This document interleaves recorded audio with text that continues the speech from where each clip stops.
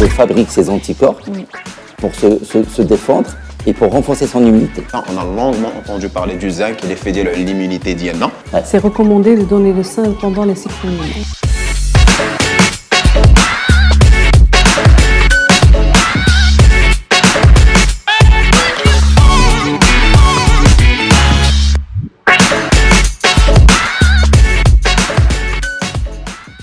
Bonjour chers parents, chers futurs parents et bienvenue à votre rendez-vous « Question d'une maman » présenté par Nutricia. Ces capsules visent à vous accompagner en conseils durant toute la période de grossesse, mais également les premiers mois post-accouchement. Des conseils prodigués par une équipe de choc, nos experts, que vous commencez à connaître. Nous avons également avec nous Siham, maman intéressée par la thématique du jour. Le thème du jour a suscité beaucoup de questionnements, beaucoup d'intérêt auprès d'entre vous, beaucoup de doutes aussi. Il s'agit des allergies du bébé aux protéines de lait de vache. Bonjour Dr Zakir. Bonjour. Alors serait-il possible de nous expliquer ce que c'est qu'une allergie aux protéines de lait de vache? Alors, une allergie au lait de vache, c'est une réaction anormale du système immunitaire de l'enfant. Okay. D'accord. C'est la première allergie alimentaire de l'enfant qui se déclenche durant les premiers mois de la vie. Et pour éviter ça, il n'y a pas mieux que le lait maternel. Oui, effectivement. On revient toujours pour le maternel, l'aliment idéal pour le bébé. Donc, c'est une réaction qui se déclenche dès la première ingestion de lait de vache, dans les 2 heures qui suivent la prise de lait de vache, et qui peut durer jusqu'à l'âge de 3-5 ans. Alors docteur, comment on sait que notre enfant présente cette allergie?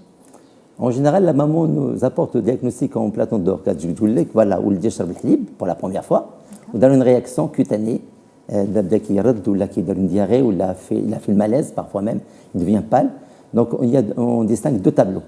Le tableau aigu, qui survient les 2 heures après l'ingestion le produit de lait de vache, c'est vomissement, diarrhée, réaction cutanée, urticaire, une rhinite allergique ou une conjonctivite allergique, parfois même eczéma, et rarement un choc anaphylactique.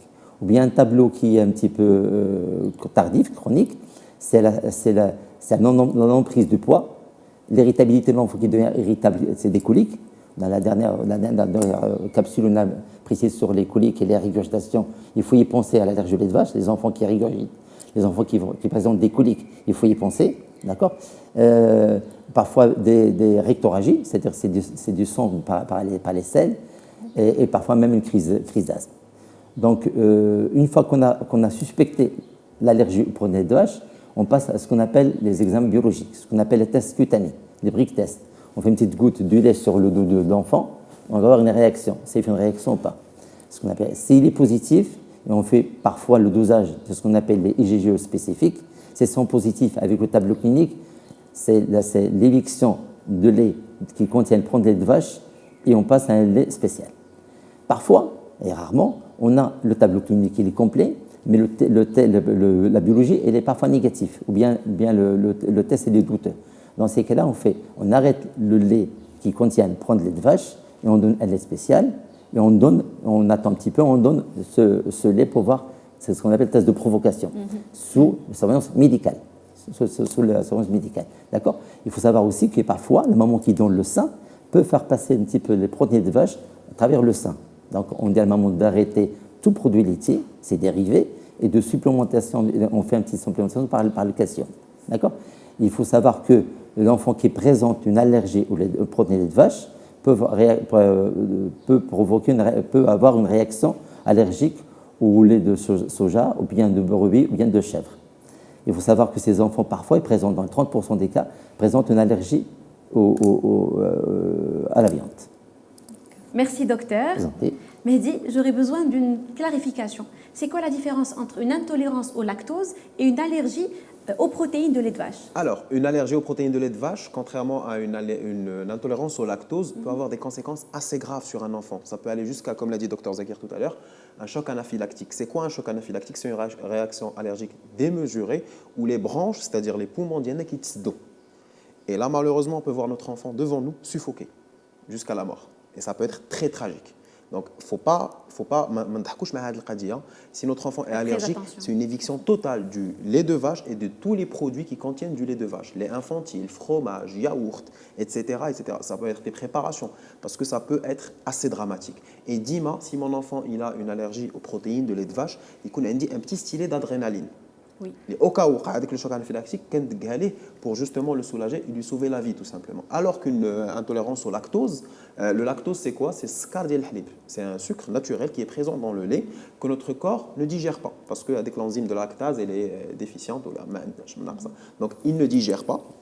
Tout simplement, il y a un petit mot de ventre, des ballonnements. Des fois, ça nous arrive même à nous les adultes. Des fois, quand tu as un peu ballonné, donc c'est désagréable. Plus qu'autre chose, alors que dans le cas de l'allergie aux protéines de lait de vache, ça peut être très, très méchant. Et comment on peut juste faire la différence? C'est-à-dire qu'un enfant allergique ou intolérant au lactose ne consommera pas de lait, mais il peut tolérer un yaourt, il peut tolérer un fromage, parce que le yaourt fait des bactéries, c'est Saccharomyces cerevisiae, c'est des bactéries qui font yaourt, et Lactobacillus bulgaricus, qui gardent le lait de l'halib et il le dégrade.